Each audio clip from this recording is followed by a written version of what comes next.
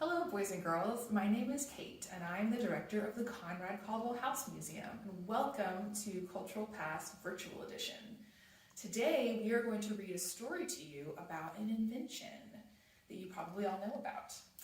But someone else who was an inventor was one of the gentlemen who lived in this house. His name was William Caldwell, and he invented water tanks. Now, you may be wondering what a water tank is, but it's basically something like this. So he started off making wooden and metal water towers that held water all the way up in the air on some scaffolding. And then later, his son and grandson, who owned the company, went and made all sorts of really interesting looking water tanks, such as the Mickey Mouse ears at Disney, or a water tank in the shape of a Dixie cup, or even of a ketchup bottle. And if you all have been to downtown Louisville, you may have noticed this one right here. This is the Slugger Bat right on Main Street, but that's actually a water tower too.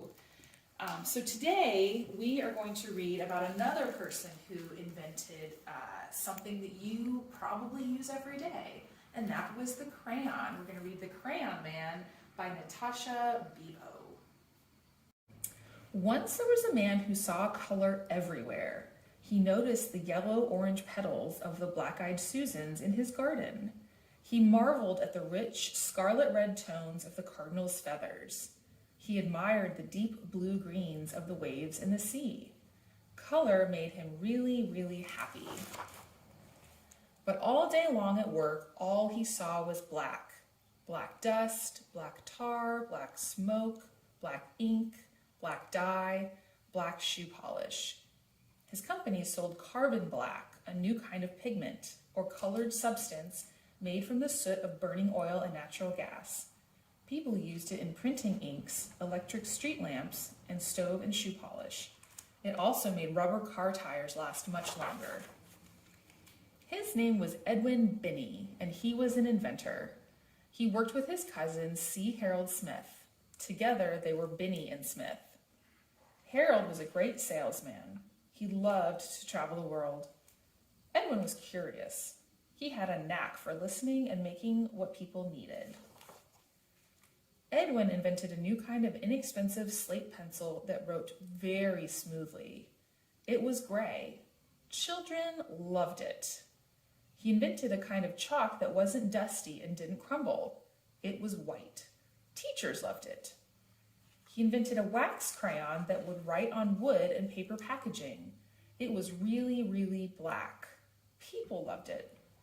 Paper was expensive in the 1800s, so children wrote with slate pencils or chalk on slates, which were small handheld blackboards. So when everyone, including Edwin's wife Alice, told him that children needed better, cheaper crayons, he listened. They said, "The crayons we have are big, dull, and clumsy. The lumps of colored clay only make fat, clunky lines. And the artist crayons from Europe are far too expensive. They crumble and break easily. Some are even poisonous." Alice used to be a school teacher, so she knew what children needed. She encouraged Edwin to invent the crayons. Edwin thought about his company's inventions. When you drew a picture with their gray slate pencil, it rubbed off at the drop of a hat. When you drew a picture with their white chalk, it smudged everywhere. If you drew a picture with Edwin's new really black crayon, it was, well, really black. None of these inventions was any good for drawing in color. So Edwin listened, and Edwin invented. In a small stone mill in Pennsylvania, in a top secret lab, Edwin's team experimented. How could they make better, stronger crayons? Melted paraffin wax, perhaps? The first colored crayons invented in Europe were made from a mixture of charcoal and oil, so they broke easily. To make stronger crayons, Edwin tried using wax instead.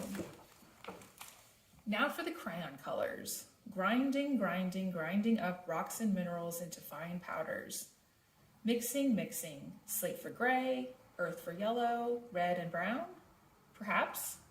Oh yes, and lapis for blue. Pounding, sifting, and heating the colored powders. Would they be bright enough? Edwin's team kept on trying. They kept on experimenting.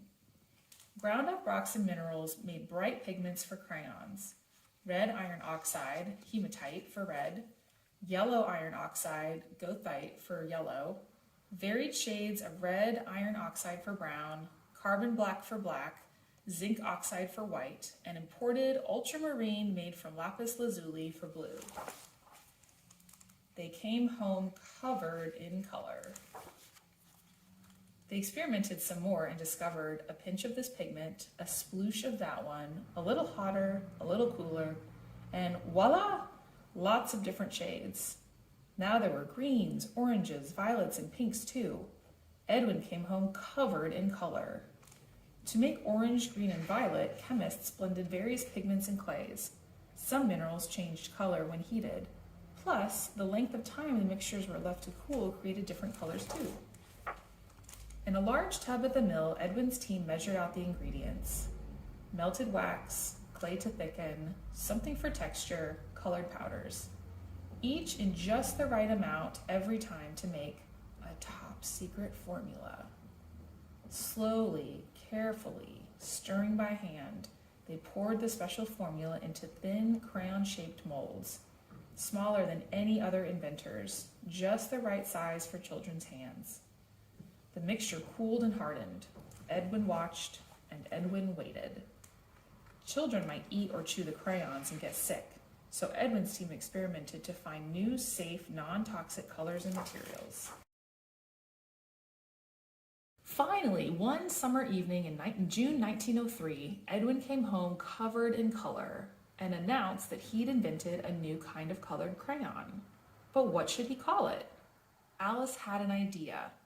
She said, let's make the French word cray for stick of chalk and the word ola from the word oleaginous, meaning oily like the oily texture of the crayon wax, to invent a new word. Crayola. Edwin listened. Binney and Smith shipped out the first Crayola crayon boxes: red, orange, yellow, blue, green, violet, brown, and black. 8 colored crayons for only a nickel. Edwin waited. Would children like them? Children did. Now they could draw a tiny green caterpillar or the big blue sky. Their drawings wouldn't smudge and they wouldn't rub out. They were bright and could last a long, long time. By the 1900s, inventors had figured out how to make cheaper paper from wood pulp, so children could now draw on paper instead of just slate. Excitement over the new colorful invention spread like wildfire. Admirers from far and wide flocked to marvel at Binney and Smith's inventions at the St. Louis World's Fair. The company's dustless chalk even won a gold medal. Proudly, Edwin and Harold showed it off, especially on their new Crayola crayon boxes. Every day, Edwin brought colorful bouquets from his garden to inspire the Crayola team. They made crayons in even more different shades, and later asked children to help name some of them. To celebrate their 19th anniversary, Crayola held a color naming competition. The 6-year-old winner coined Tropical Rainforest. Other color names created by children included Robin's Egg Blue, Tickle Me Pink, and Macaroni and Cheese. At last, because of Edwin Binney, the man who saw color everywhere, who had a knack for listening and making what people needed, children all around the world could reach for just the right shade. Sunglow, Wisteria, Jungle Green, Screamin' Green, Razzmatazz, Robin's Egg Blue, Wild Watermelon, Marvelous, Purple Mountain's Majesty, Cadet Blue, Lavender, Timberwolf, to draw anything. I hope you enjoyed that book. I know I learned a lot about the invention of the crayon. I hope that you'll take this opportunity to use some crayons and create your own invention, or go outside and look at all the beautiful colors of the world.